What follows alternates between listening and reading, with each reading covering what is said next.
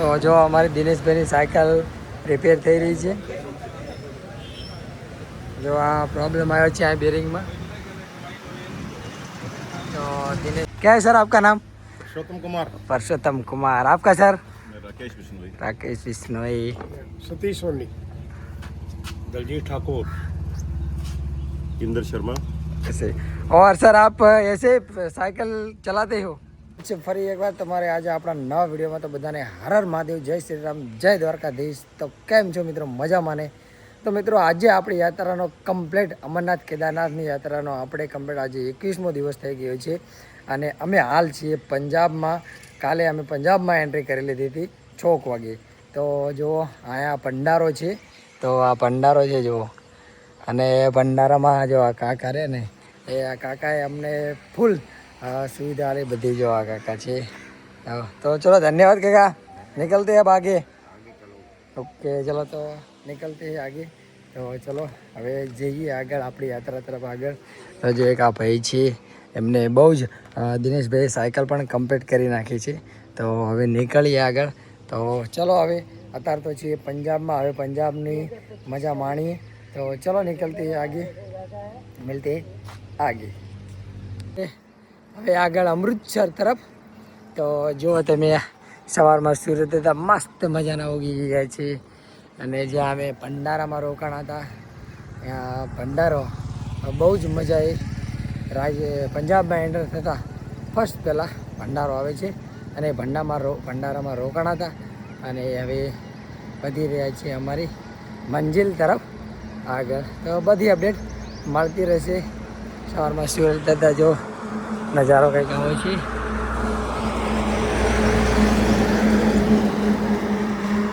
વાગે ચાલ્યા હતા અને 6:30 વાગે ને તાણા અમે 10 કિલોમીટર કાપી, અડધી કલાકમાં 10 કિલોમીટર કાપી અને અમે મોજગઢ પહોંચી ગયા છીએ. અને કહે છે ને મોજગઢ એક અમારે સાહેબ હતા જે અમને ગુજરાતમાં, રાજસ્થાન અને ગુજરાત વચ્ચે મળ્યા હતા. એટલે રાજસ્થાનમાંથી એમને અમને નંબર આપ્યો હતો કે તમે આ મારા મિત્ર છે, એમને ફોન કરો અને તમે એમને મળી જાઓ, એ તમને બધું રસ્તો બતાવશે. એટલે આમાંથી 5-6 દિવસથી અમારા સાહેબ કોન્ટેક્ટમાં છે. અમારી સાથે દરરોજ વાત કરે અને દરરોજ અમને કહે કે આ જગ્યાએ શું, આ જગ્યાએ શું, આ જગ્યાએ નાઇટ રોકાવો, ના સેટિંગ થાય તો મારું નામ દો, ગમે એમ કરીને સેટિંગ કરી લેતા હતા સાહેબ.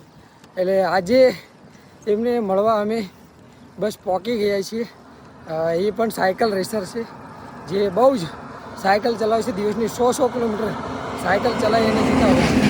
એટલે અમે પણ એમને મળવા ઘણા દિવસથી આતુર છીએ, કારણ કે આવું દરરોજ ફોન આવે અને સાહેબને મળવું એ બડી ખુશીની વાત છે.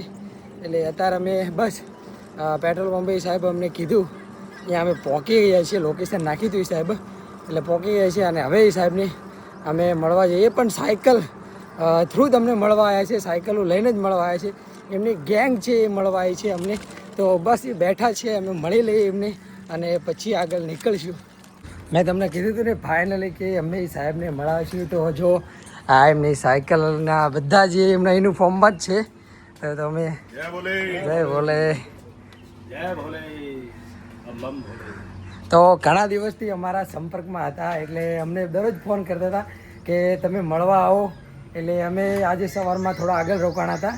એટલે એ પણ એમની સાયકલો લઈને આવ્યા છે. જો એમની સાયકલો છે બધી, જો આ સાયકલો લઈને તમને મળવા આવ્યા છીએ. એટલે હવે એમને મળીએ, થોડી વાતો કરીએ, પછી જ આગળ નીકળશું. ने મળવા आए थे અને हमारी वाट जोता था. पहले उन लोगों को जान लेते, थोड़ा मिल लेते, बात कर लेते. तो देखो सर को मिलके. क्या है सर आपका नाम? पुरुषोत्तम कुमार. पुरुषोत्तम कुमार. आपका सर? राकेश बिश्नोई. राकेश बिश्नोई. सतीश सोनी. दलजीत ठाकुर. इंदर शर्मा. ऐसे. और सर आप ऐसे साइकिल चलाते हो? डेली करते हैं हम लोग. डेली करते हो. तो देखो ये सर इतनी भी बड़ी उम्र है इन लोगों की, लेकिन वो साइकिल रेसिंग कभी छोड़ते नहीं है, क्योंकि शरीर एकदम फिट रहे इसलिए. ये बच्चे हैं, बड़ी उम्र मत बोलो इनको. हाँ, ये हमारे जो है 20 साल की जवान है. ऐसा देखो ये. बेटा इनका हाँ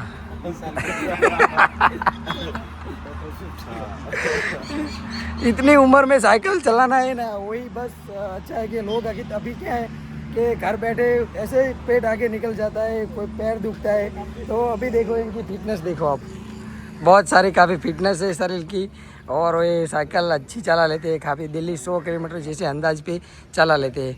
तो बस अब फोटो ले साहब, सर को जल्दी निकलना है।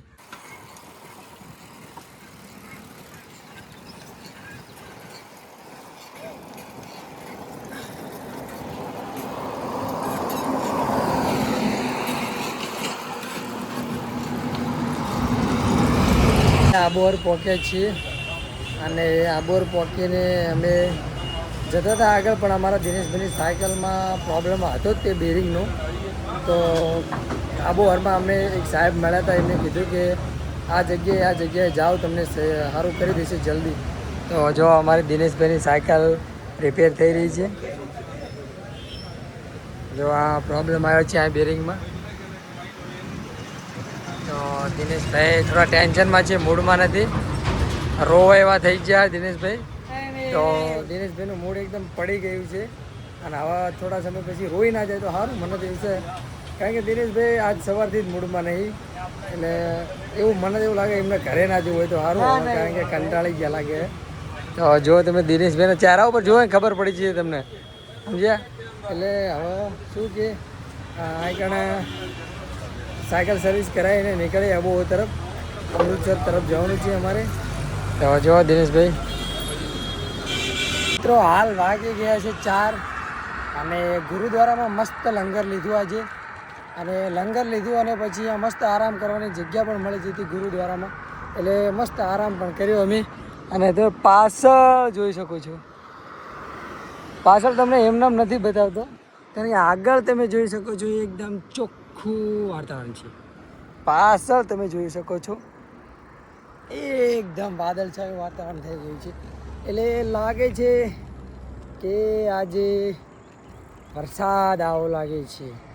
અને બીજી પણ વાત તમને મિત્રો એવું કહું, ડાંગરનું ધરું તમે જો, ડાંગરનું ધરું આ દેખાય, જે તમે મિત્રો જોઈ શકો છો ડાંગરનું ધરું છે, કારણ કે ડાંગર રોપવાનું ચાલુ થઈ ગયું છે, આવડું ધરું થઈ ગયું છે. ડાંગર અમુક લોકોએ ડાંગર પણ રોપી દીધી છે, એટલે આપણી કરતાં ડાંગર બહુ જ વહેલી ખેતી છે. કપાસ, ડાંગર તમને શોર્ટ વિડીયોમાં મેં ઇન્સ્ટાગ્રામમાં બતાવ્યું જ છે, અને તમને યુટ્યુબમાં પણ હું બતાવીશ કે ડાંગર આવે તો. પણ હાલ તો મુસીબતનો સામનો કરવાની તૈયારી ચાલુ છે. તો રહીએ કન્ટિન્યુ. 7 વાગી ગયા છે અને અમે જઈ રહ્યા છીએ મુક્સર તરફ. મુક્સર અહીંયાથી રહી છે 20 કિલોમીટર, એટલે મુક્સર પહોંચવાનું ગણતરી છે અમારી.